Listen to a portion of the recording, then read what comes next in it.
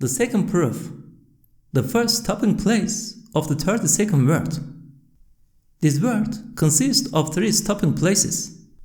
It is an addendum explaining the 8th flash of the 22nd word and is also a commentary on the first of the 55 tongues with which all the beings in the universe testify to divine unity. These tongues have been alluded to in my treatise called Qadre, a droplet. It is one truth which has been clothed in the garments of comparison of many truths pertaining to the verse. Had there been in heaven or on earth any deities other than God, there surely would have been confusion in both. In the name of God, the merciful, the compassionate. Had there been in heaven or on earth any deities other than God, there surely would have been confusion in both. There is no God but God. He is one, He has no partner, His is the dominion, and His is the praise. He grants life and deals death, and is living and dies not. All good is in His hand. He is powerful over all things, and with Him all things have their end. One night in Ramadan, I said that the above sentence affirming divine unity consists of 11 phrases, and that in each of them is a degree expressing that unity and some good news. But of those degrees, I only discussed the meaning and significance of He has no partner, and that was in the manner of an allegorical conversation, an imaginary debate that would be accessible to ordinary people. I am now writing down that conversation at the request and desire of my much valued brothers who assist me and my friends from the mosque. It is as follows. Let us suppose one person represents all those things set up as partners to God that all the different varieties of idolaters imagine to exist. These idolaters are the people of unbelief and misguidance who worship nature and causes, for example, and assign partners to God. The fictitious person wants to have mastery over one of the beings in the universe and so claims to be its true owner. Firstly, that maker of false claims encountered a particle which is the smallest of those beings, and he spoke to it in the language of naturalism and philosophy, saying that he was to be its master and true owner. But the particle replied to him with a tone of truth and dominical wisdom, saying, I perform innumerable duties. Entering many creatures, which are all different, I do my work in them. And there are, from among countless particles like me, those that move from place to place and work with me. Note, indeed, every object which is in motion from minute particles to the planets displays on itself the stamp of eternal besottedness and unity. Also, by reason of its movements, each of them takes possession of all the places in which it travels in the name of unity, thus including them in the property of its owner. As for those creatures that are not in motion, they are each of them, from plants to the fixed stars, like a seal of unity showing the place in which it is situated to be the missile of its maker. That is to say, all flowers and fruits are stamps and seals of unity which demonstrate, in the name of unity, that their habitats and native places are the missives of their maker. In short, through their motion all things take possession of all things in the name of unity. That is, one who does not have all the stars within his grasp cannot have mastery over a single particle. If you have the knowledge and power to employ me in all those duties, and the authority and ability to employ and have at your command all those others as well, and if you are able to be the true owner of, and to have total control over the beings of which I become a part in complete order, for example, over red blood corpuscles, then you can claim to be a master over me and ascribe me to something other than God Almighty. But if you cannot do all these things, be silent. And in the same way that you cannot have mastery over me, you cannot interfere in any way. For there is such complete orderliness in our duties and motion that one who does not have infinite wisdom and all-encompassing knowledge cannot meddle with us. If he did, it would cause chaos. However, a person like you who is thick, impotent, and unseeing, and is in the clutches of blind chance and nature, could not even begin to stretch out a finger to interfere. So, just like the materialists, the one making these claims said, "In that case, own yourself. Why do you say you are working on someone else's account?" To which the particle replied, "If I had a brain like the sun, and all-embracing knowledge like its light, and all-encompassing power like its heat, and comprehensive senses like the 7 colors in its light, and if I had a face that looked to all the places in which I travel, and all the beings in which I work, and an eye that looked to them, and words that carried authority with them, then perhaps I would indulge in foolishness like you and claim to own myself. Get out! Go away! You won't get anything out of me." So, when the representative of those things held to be God's partners despaired of the particle, he hoped to pursue the matter with a red blood corpuscle. And coming across one, he said to it, on behalf of causes and in the language of nature and philosophy, "I am your master and owner." And the red corpuscle replied to him through the tongue of truth and divine wisdom, "I am not alone. If you are able to own all my fellows in the armor of blood, whose stamp, nature as officials, and order is the same, and if you have subtle wisdom and mighty power enough to own all the cells of the body in which we travel and are employed with perfect wisdom, and if you can demonstrate this to be the case, then perhaps some meaning might be found in your claim. But someone stupid like yourself cannot be honored with your own sport, being deaf nature and blind force. Indeed, you are unable to interfere in so much as an atom. For the order with which we function is so perfect that only one who sees, hears, knows, and does everything can have authority over us. And saying, "So be silent. My duty is so important and the order so perfect that I have no time to answer garbled rubbish such as yours," it repelled him. Then, since he was unable to mislead it, the representative left and next came across the little house known as a cell of the body. He said to it in the language of philosophy and nature, "I could not persuade the particle and red corpuscle, but perhaps you will be reasonable. Since you have been made of several substances, just like a minute house, I am able to make you. You will be my artifact and true property." The cell responded to him through the tongue of wisdom and truth, saying, "I am only a minute little thing, but I have very important duties and very sensitive relations. I am connected to the body as a whole as well as to all its cells. For example, I perform complex and faultless duties in the veins, and in regard to the arteries, the sensory and motor nerves, the powers of attraction and repulsion and procreation, and the imaginative faculty. If you have the knowledge and power to form, arrange, and employ the whole body and all its blood vessels, nerves, and faculties, and if you have comprehensive wisdom and penetrating power with which to control all the body's cells, which are like me, as regards qualities and artistry, we are brothers, demonstrate it. Only then can you claim to be able to make me. If you cannot, then off with you.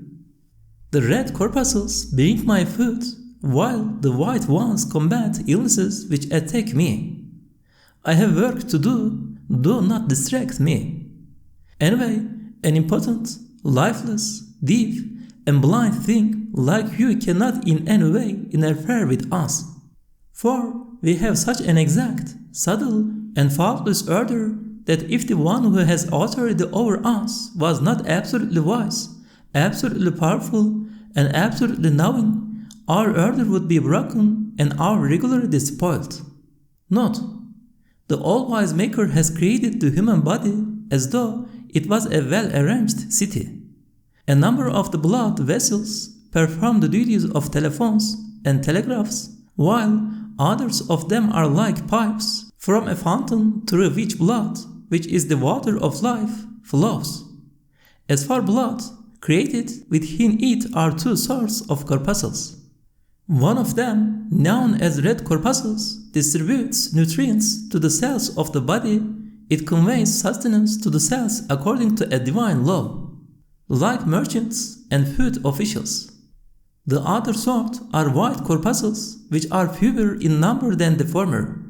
Their duty, like soldiers, is defense against enemies such as illness.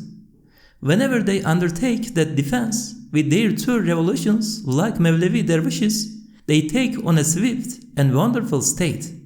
As for blood as a whole, it has two general duties. The first is to repair damage done to the body's cells, and the second is to collect and waste matter from the cells and to clean the body. There are two sorts of blood vessels, veins and arteries. One of these carry purified blood. They are the channels through which clean blood is conveyed. The others are the channels for the turbid blood, which collects the waste matter. These convey the blood to where breathing occurs, that is, the lungs. The all-wise Maker created in the air two elements, nitrogen and oxygen. As for the oxygen, when it comes into contact with the blood in breathing, it draws to itself, like amber, the impure element, carbon, which is polluting the blood. The two combine and are transformed into matter called carbonic acid gas. Oxygen also maintains the body temperature and purifies the blood. This is because in the science of chemistry, the all-wise Maker bestowed on oxygen and carbon an intense relationship which might be described as chemical passion, whereby, according to this divine law, when those two elements come close to each other, they combine. It has been established by science that heat is produced by combining because it's a sort of combustion. The wisdom in this is as follows. The motion of the particles of those two elements is different. On combining, the particles of one element unite with those of the other, each two particles thereafter moving with a single motion. One motion remains suspended because before combining there were two motions, now two particles have become one. Each pair of particles has acquired a motion like a single particle. The other motion is transformed into heat according to a law of the all-wise Maker. As a matter of fact, motion produces heat is an established principle. Thus, in consequence of this fact, by this chemical combination, as carbon is removed from the blood, the body temperature of human beings is maintained, and at the same time, the blood is purified. On inhaling, oxygen both cleanses the body's water of life and kindles the fire of life. On exhaling, it yields in the mouth the fruit of words, which are miracles of divine power. Glory be unto him at whose art the mind is bewildered. Then the one making the claims despaired of it too. He encountered the body of a human being and said to it, once again, as the naturalists say, in the language of blind nature and aimless philosophy, "You are mine, it is I who made you, or anyway, I have a share in you." The human body answered with the tongue of reality and wisdom and through the eloquence of its order.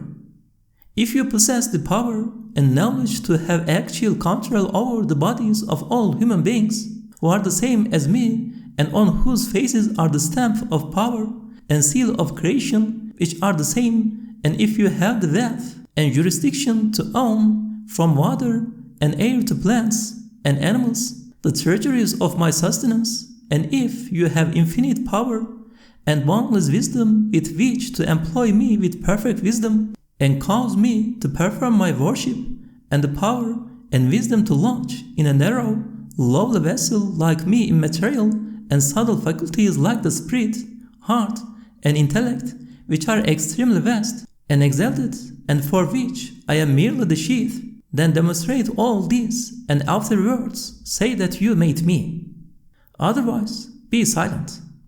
Moreover, according to the testimony of the perfect order in my body and the indication of the stamp of unity on my face, my Maker is one who is powerful over all things, knows all things, and sees and hears all things. Someone aimless and impotent like you cannot meddle in his art. You cannot interfere in so much as an atom. The representative of the things imagined to be God's partners could find no way in which to interfere in the body, so he went off. Next, he encountered the human race and said to himself, "This is a disorganized and unruly group. Perhaps, like a Satan interferes in their individual and social actions which they perform through the exercise of their wills, I will be able to find some way to interfere in the functioning of their bodies and natures. And then, finding some way, I will be able to exercise control over the body and the body's cell which sends me packing." So he said to the human race, once again in the language of deep nature and aimless philosophy, "You seem to be in great confusion. I am your master and owner, or at least I partly own you."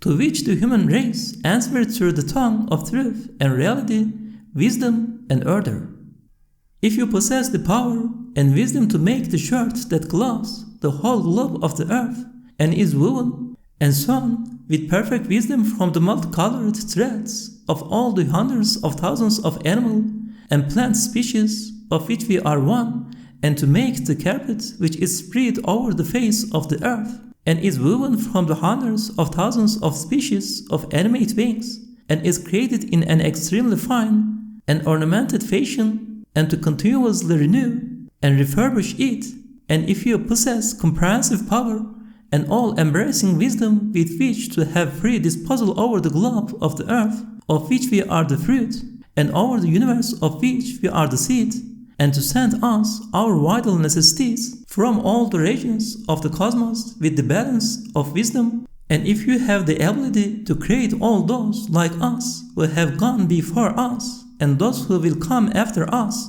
on whose faces the stamp of power is the same, then perhaps you can claim to have mastery over me. But if you cannot, be silent. Do not say that, seeing confusion in my species, you will be able to interfere in some way because the order is faultless. The conditions you imagine to be confused and disorderly are transcribed with perfect order according to the book of power and divine determining. For the perfect order in animals and plants, which are far inferior to us and are under our supervision, demonstrates that this seeming disorder in us is but a sort of writing. Is it at all possible that the one who artistically positions one thread running through a whole carpet should be other than the master designer of the carpet? Or that the one who creates a fruit should be other than the creator of the tree that bore it? Or that the one who creates the seed should be other than the fashioner of the being that produced the seed? Also, your eyes are blind. You do not see the miracles of power on my face, the wonders of creation in my being. If you did see them, you would understand that my Maker is such that nothing at all can withstand him or be difficult for him. The stars are as easy for him as particles. He creates the spring with as much ease as a flower. He is one who includes the index of the vast universe in my being with perfect order. Could a lifeless, impotent, blind, and deep thing like you interfere in any way in the art of such a being? So be silent. And saying, "Off with you, go away," he drove him away. Next, the one making these claims went and addressed the broad carpet covering the face of the earth and the lavishly decorated and embroidered shirt clothing it on behalf of causes and in the language of nature and philosophy, claiming, "I can have control over you and be your owner, or at least have a share in you." So the shirt, the carpet, said to him on behalf of truth and reality and through the tongue of wisdom, "Not. In fact, the carpet is both living and vibrates in a regular fashion. Its embroideries are being continuously replaced with perfect wisdom and order in order to display the ever-differing manifestations of the weaver's names.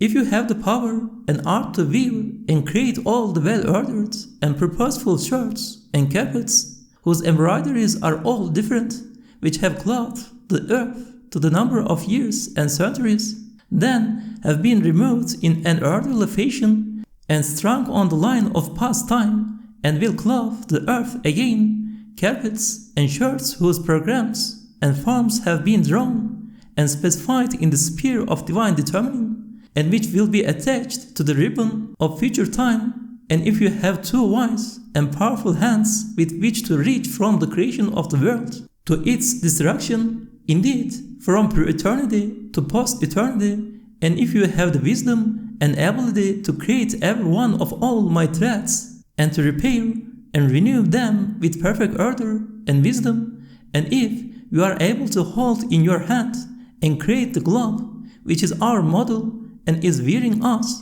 making us its veil and outer garments, then you can claim to have mastery over me.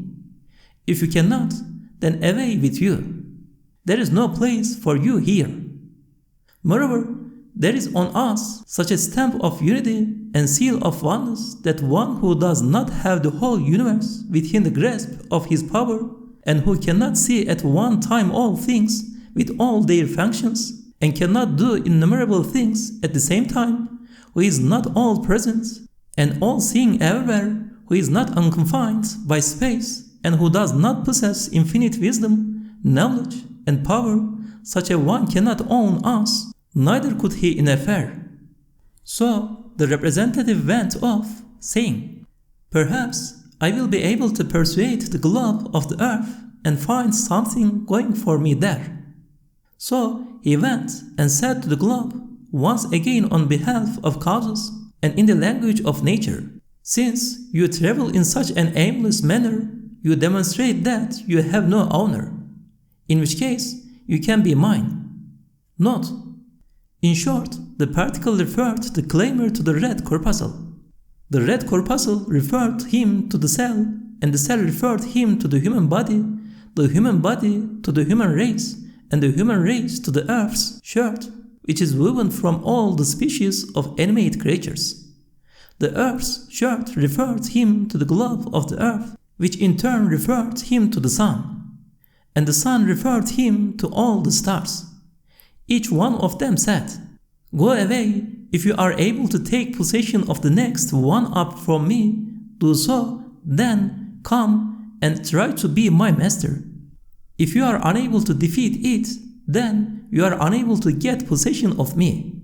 That is to say, one whose authority does not extend to all the stars cannot make a single particle hit his claim to mastery. To which the earth replied in a thunderous voice, in the name of truth and with the tongue of reality, "Do not talk such utter nonsense. How could I be just aimless and without an owner? Have you found my garments, or even the tiniest points or thread in them to be in disarray, without order, and have you seen them to be without wisdom, purpose, and art, that you tell me I am ownerless and aimless? If you can really own my vast orbit round, which I travel in 1 year, a distance that should take approximately 25,000 years, where I perform my duty of service with perfect balance and wisdom, and own the 10 planets, which are my brothers and are charged with duties like myself, together with the space through which they travel, and if you have infinite wisdom and power with which to create and position the sun, which is our leader and to which we are bound and attached by a compassionate attraction, and to fasten me and the other planets to it like stones in a sling, and to employ us and cause us to revolve with perfect order and wisdom, then you can claim to have mastery over me. But if you cannot, get out. Go to hell. I have got the work to do, my duty to perform." Note: if half the diameter of a circle is approximately 180 million kilometers, The circle covers approximately a 25,000-year distance. Moreover, our magnificent order, awesome movement, and purposeful subjugation demonstrate that our Master is such that all beings, from minute particles to the stars and galaxies, are obedient and subjugated to Him like soldiers under orders. He is an all-wise possessor of glory, a possessor of absolute sovereignty, who arrays the sun with planets as easy as He arrays and ornaments a tree with its fruit.